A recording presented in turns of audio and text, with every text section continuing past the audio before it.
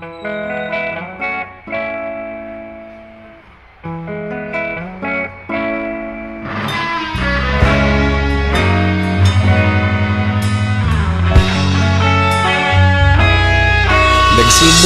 ang lahat sa eskwela, nagsama-samang 12 sa kalokohan at sa tuksuhan, hindi maawat sa isa't isa.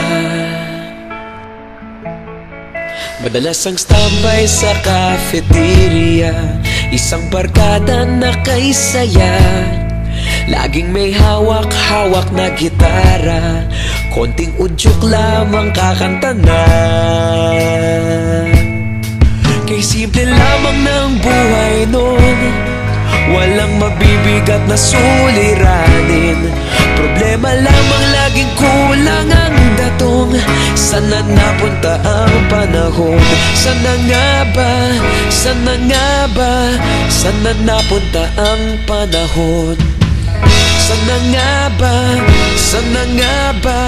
Sana napunta ang panahon? Sa unang ligaw kayo'y magkasama, magkasabwat sa pambobola.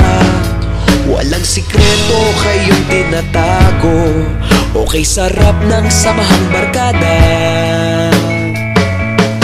Nagkawatakan na sa kolehiyo, kanya-kanya na ang lakaran.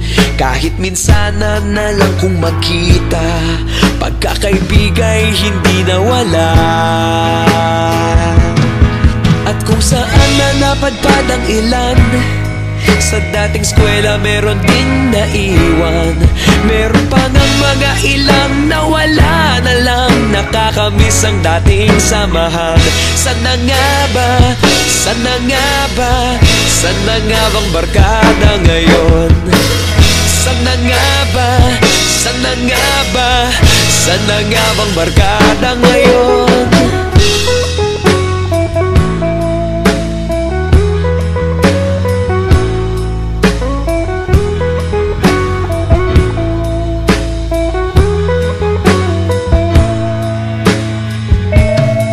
Ilang taon din ang nakalipas, wala pa sa aming tatay na nagsusumikap upang yumaman at guminhawang kinabukasan.